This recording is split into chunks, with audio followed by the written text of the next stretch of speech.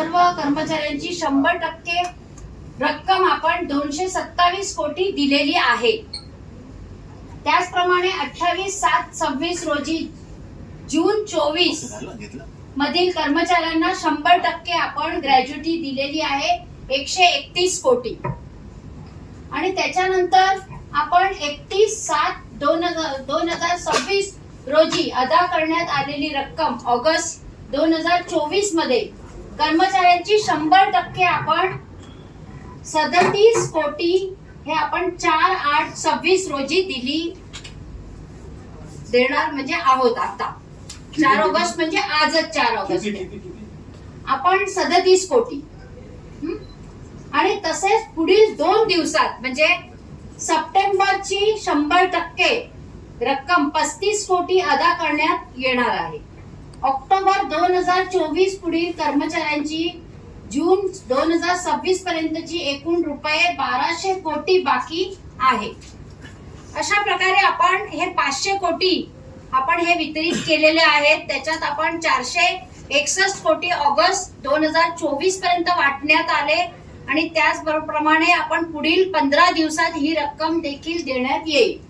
अशा प्रकारे आपण 500 कोटी आपल्या कर्मचाऱ्यांची जे हक्काची ग्रॅज्युटी होती ती आपण देतो आहोत आणि त्याचं समाधान खूप आहे। म्हणून आज मी पत्रकार परिषद घेतली आणि ह्याचं जास्तीत जास्त श्रेय आमचे मुख्यमंत्री आणि उपमुख्यमंत्री एकनाथजी शिंदे यांनाच जात आहे। कारण का शेवटी त्यांचं ध्येय एवढंच आहे की कर्मचारी हा आपला आहे, कर्मचारी हा कुठेही दुरावला गेला नाही पाहिजे आणि कर्मचाऱ्यांनी केलेली जी कामं आहेत 35-40 वर्ष त्यांच्या हक्काची ग्रॅज्युटी ही कर्मचाऱ्याला मिळायला पाहिजे। राहिला प्रश्न 500 कोटी आपल्याला अजून यायचे बाकी आहेत। त्याच्यासाठी मी 2 दिवसापूर्वीच कमिशनर आमच्या बीडीए मॅडम यांना मी एक पत्र दिलेलं आहे की उरलेले जे 500 कोटी आहेत ते लवकरात लवकर रिलीज व्हावे की जेणेकरून आमचे जे कर्मचारी आहेत बाकी त्यांनाही त्यांची ग्रॅज्युटी मिळायला पाहिजे आणि ते पण वन स्टॉप म्हणजे 100%। आपण पूर्वी थोडी तुटक दिलेली होती आणि त्याप्रमाणे आपण त्यांना ही ग्रॅज्युटी आता आपण 100% देऊन त्यांचं एक समाधान आपण करतो आहोत।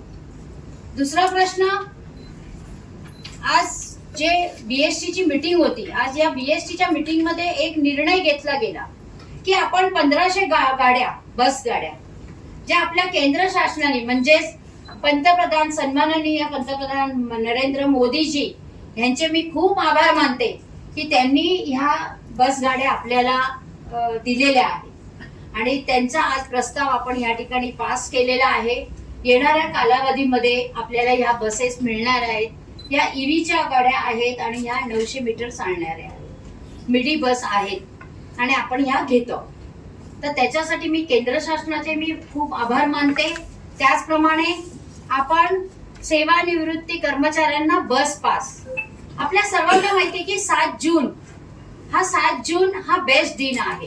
7 ऑगस्ट हा आपल्या बेस्ट दिन आहे आणि या बेस्ट दिनी आपण जे सेवानिवृत्ती आपले जे कर्मचारी आहेत ज्यांची ग्रॅज्युटी काही बाकी आहेत आणि काही त्यांची देणी बाकी राहतील त्या कर्मचाऱ्यांना आपण एक पास देणार आहोत की जेणेकरून ते जेव्हा या बेस्ट भवन मध्ये आल्यावर त्यांचा मान सन्मान राखला गेला पाहिजे, त्यांची ओळख त्यांनी दाखवायची आहे आणि त्यावेळेला त्यांना आपण पास जो देणार आहोत एक मिनिमम चार्जेस म्हणजे आपण 99 रुपये त्यांच्याकडून घेणार आहोत आणि हा पास त्यांना आपण देणार आहोत।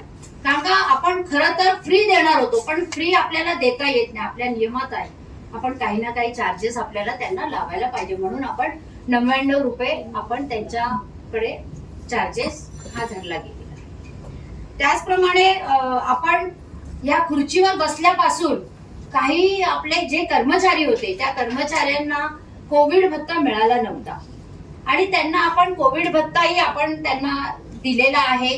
काही लोकांचा बाकी आहे तेही आपण आता देतो आहोत म्हणजे हेही आपण कर्मचाऱ्यांच्या बाबतीत हा निर्णय एक चांगला घेतलेला आहे आणि हे केवळ आणि केवळ फक्त आपल्या सरकारमुळे। हे माझे सगळे प्रश्न होते आणि हे आपण आणि दुसरा एक महत्वाचे 2 विषय आपले आज ज्या बीएसटी मध्ये आपण पास केलेले आहेत आणि ते म्हणजे सन्माननीय उपमुख्यमंत्री एकनाथजी शिंदे साहेब यांनी ज्या वेळेला स्ट्राईक झाला, या स्ट्राईकच्या नंतर ज्या वेळेला जी स्ट्राईकचे जे कर्मचारी होते त्यांच्याबरोबर एक बैठक झाली आणि त्या बैठकमध्ये त्यांनी निर्णय घेतलेला होता शिंदे साहेबांनी की बीएसटीचे जे आपले कर्मचारी आहेत त्यांना 3,000 रुपयाची वाढ करण्यात यावी आणि त्याचप्रमाणे जे वेटलिस्टच्या बसेस आहेत त्याचे जे कर्मचारी आहेत त्यांना 2,000 रुपयाची वाढ करण्यात यावी. हाही प्रस्ताव आज बीएसटीच्या कमिटीमध्ये आपण पास केलेला आहे. आणि दुसरा एक विषय एक होता कायापलट. म्हणजेच आपल्याला सर्वांना माहिती असेल की आपण थोड्याच दिवसापूर्वी सीएम आणि डीसीएम या दोघांबरोबर एक मीटिंग घेऊन त्यांना एक प्रेझेंटेशन दाखवलेलं होतं की आपले जे 22 डेपो आहेत, एकूण आपले 27 डेपो आहेत, पण त्यातले 5 डेपो आपण ऑलरेडी दिलेले आहेत, त्याच्यावर थोडंसं निर्णय होण्याचं बाकी आहे आणि उरलेले जे 22 डेपो आहेत या 22 डेपोचा आपण कायापलट करायचा आहे. तर त्यासाठी काही अटी तुटी आहेत, त्या अटी आपल्याला त्या पास करून घेण्यासाठी हा प्रस्ताव आज आम्ही पास करून मुंबई महानगरपालिकेकडे पाठवलेला आहे आणि त्याच्यानंतर तो प्रस्ताव कॅबिनेटमध्ये पास होऊन आपण संपूर्ण 22 डेपोचा कायापलट करून बीएसटी कशी सक्षम होईल त्यावर जास्त फोकस आपण दिलेला आहे. हे आपले मुख्य म्हणजे हे 4 विषय आपण आज बीएसटी मध्ये पास केलेले आहेत.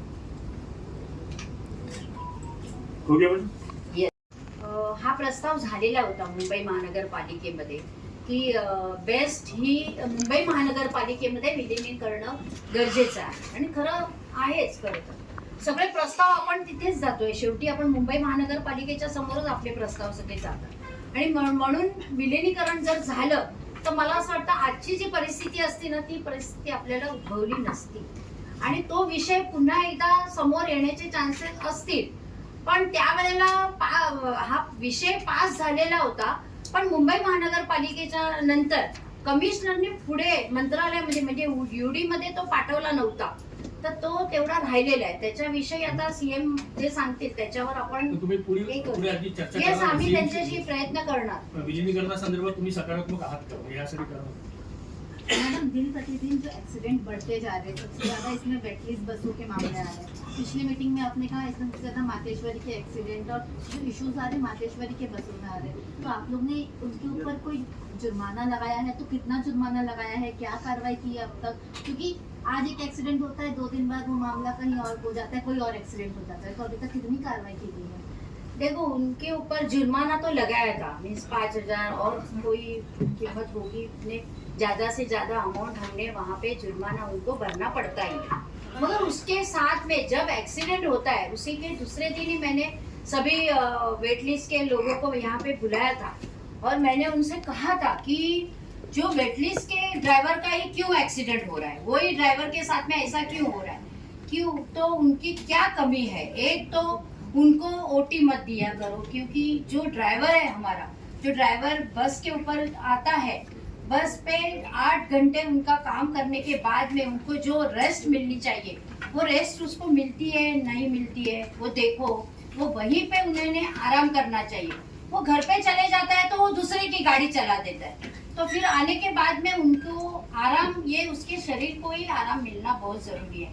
उसको आराम नहीं मिलता होगा, या आपकी जो पेमेंट है, जो वेटलिस्ट जो ड्राइवर लोगों को पेमेंट देता है वो बहुत कम है, क्योंकि बेस्ट के ड्राइवर और वेटलिस्ट के ड्राइवर उसमें बहुत फर्क है. उसी के वजह से वो ड्राइवर लोग क्या टेंशन में होते हैं क्या, क्योंकि वो उनका घर चलता है कि नहीं, ये कुछ प्रॉब्लम होगा तो उनमें आप बढ़ोतरी करो. वेटलिस्ट को मैंने ये भी बताया, ओवर टाइम उनको मत दिया करो. दूसरी बात, उनको अच्छी से ट्रेनिंग. पहले मैंने जब ये कुर्सी संभाली तभी मैंने देखा तो बहुत 2-3 एक्सीडेंट हुए थे और उसी टाइम मैंने पूछा कि ड्राइवर को आप कितने जो ट्रेनिंग देते हैं वो कितने टाइम पीरियड है, तो उन्होंने कहा कि 1-2 घंटे का. मैं बोली नहीं, बीएसटी के बस का ड्राइवर को पूरे 4 हफ्ते उनको ट्रेनिंग लेनी है कंपलसरी और उसके बाद में उसको बस के ऊपर चढ़ना है. प्रायोरिटी मध्ये घेणार की तुम्ही ते प्रोसेस मध्ये जाणार? नाही, त्या एक प्रोसेस वर्ष पण लागू शकतो तसा प्रोसेस. ते तर आहे. आपण त्या प्रोसेस मध्ये जाणार तर आहोतच, किंवा आपण आपल्याला शासनाकडून आपल्याला अनुदान मिळण्याचे चान्सेस आहेत. कारण का आमचे सन्माननीय मुख्यमंत्री आणि आमचे उपमुख्यमंत्री दोघंही म्हणजे पॉझिटिव्ह आहेत, की त्यांनी सांगितलेलं आहे की आपल्याला कशाही प्रकारे आपल्या स्वमालकीच्या बसेस हे घेणं भाग आहे. आणि म्हणून मला असं वाटतं त्यांच्याकडूनही अनुदान मिळाले तर मला असं वाटतं लवकर आपण घेऊ. आणि म्हणूनच तोपर्यंत केंद्र शासनाने ज्या ह्या गाड्या दिलेल्या आहेत आपल्याला, त्याचा आपण सर्वसामान्य लोकांना त्याचा लाभ देऊया आपण. मॅडम, हा 5,000 बसेस कधीपासून अपेक्षित आहेत असं तुम्ही बोलले तर हा वर्षामध्ये किंवा पुढच्या वर्षामध्ये कधीपासून सुरू होऊ शकतं? आपण ह्या बसेस लवकरात लवकर घेण्याचे आम्ही प्रयत्न करणार आहोत. कारण का जो आम्हाला फटका पडला, जो स्ट्राईक झाली, त्याच वेळेला मी स्वतः माझ्या मनाशी आणि मी आमच्या मेंबर्सना म्हणाली की वेटलिस्टच्या गाड्या ह्या कमी करून स्वमालकीच्या गाड्या ह्या घेणं भाग आहे आपल्याला. आणि त्याच्या मागे आम्ही लागून लवकरात लवकर आणण्याचा प्रयत्न करणार. असं असेल तर का हा 1500 बसेस का घेतात? कारण तुमचा एक्सपिरियन्स पण वेटलिस्ट मध्ये बरेच काय चुकी घडल्या आतापर्यंत आणि ऍक्सिडेंट वाढलाय बरेच काय आहे, त्यासाठी 1500 बसेस का घेतात? हे काय आहे, आपण वेटलिस्टच्या ज्या गाड्या आहेत त्याच्या मागचं कारण आपण ऑलरेडी लॉस मध्ये जातोय ना, अशातला भाग नाही. ते त्यांच्याकडून ऍक्सिडेंट जास्त होत आहेत, म्हणजे खूप काही त्रुटी आहेत आणि म्हणून आपल्याला त्या कमी करायच्याच आहेत. परंतु आम जनता जी सामान्य नागरिक, त्यांच्यासाठी एक BST ची बस त्यांना पाहिजेच. आणि त्या खूप आता आपण बघायला गेलो तर खूप कमी प्रमाणात आहे.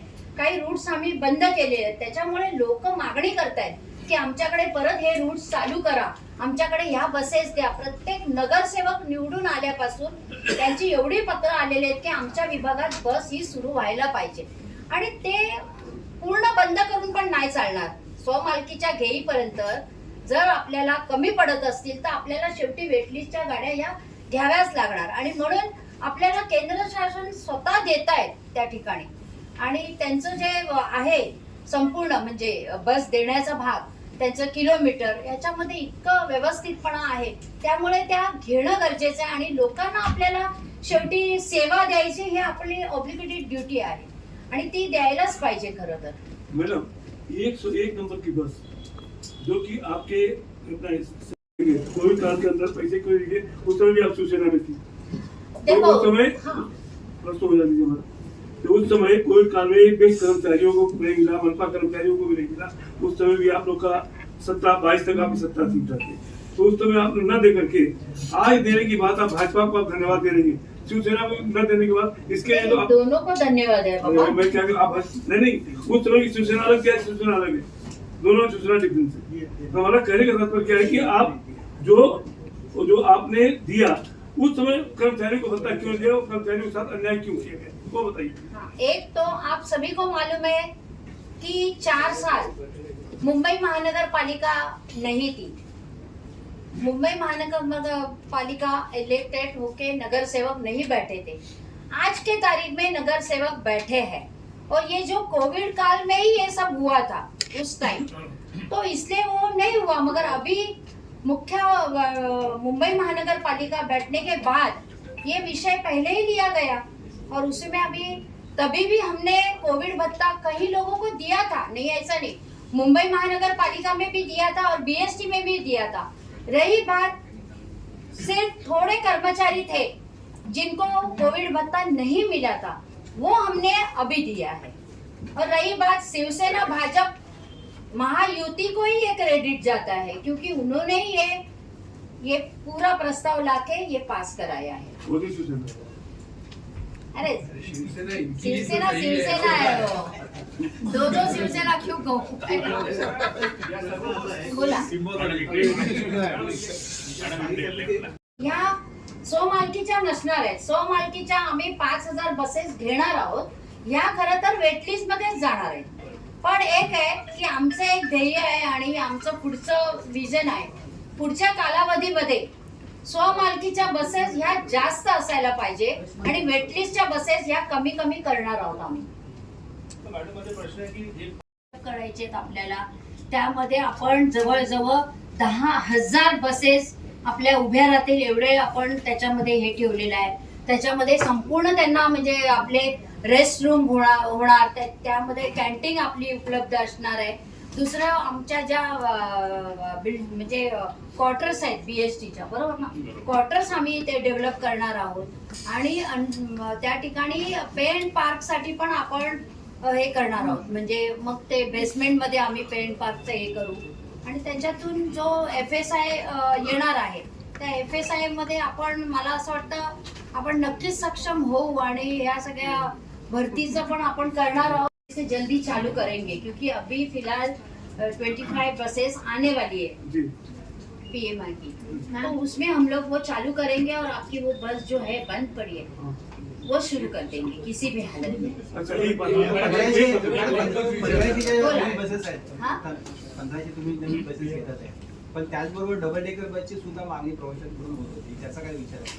आपण ऑलरेडी आपण 150 बस डबल डेकरचे आपला प्रस्ताव आहे आणि तो ऑन दी वे आहे. म्हणजे त्या लवकरात लवकर त्याही बसेस येणार. त्याच्यामध्ये मी पण एक विषय त्यांना मांडलेला आहे की त्याच्यात 5 बसेस आपल्याला ओपन बस पाहिजे. कारण का पूर्वी कसं बर्थडे सेलिब्रेशन या अजून काय कार्यक्रम ओपन बसमध्ये व्हायचे आणि त्याच्यापासून आपल्याला रेव्हेन्यू चांगला येत होता BSTला. आणि म्हणून आपण त्या 5 बसेस ओपन बस म्हणून आपण घेतो आहोत की जेणेकरून त्या ठिकाणी त्या बसेसही नरिमन पॉइंट ह्या चांगल्या एरियामध्ये म्हणजे त्या चालतील आणि त्या ठिकाणी रेव्हेन्यू आपल्याला मिळेल. दिवाळीपूर्वी आणण्याचा प्रयत्न करतोय आणि येणार डबल डेकर बस. मॅडम, तुम्ही आगारांचा कायापालट करण्याचं जे सादरीकरण झालं होतं CM समोर केलं होतं त्यावेळेला तुम्ही सुद्धा होता. हो मी होते. त्यावेळेला त्या सगळ्या चर्चा झाल्यानंतर तुम्ही CM सोबत चर्चा केली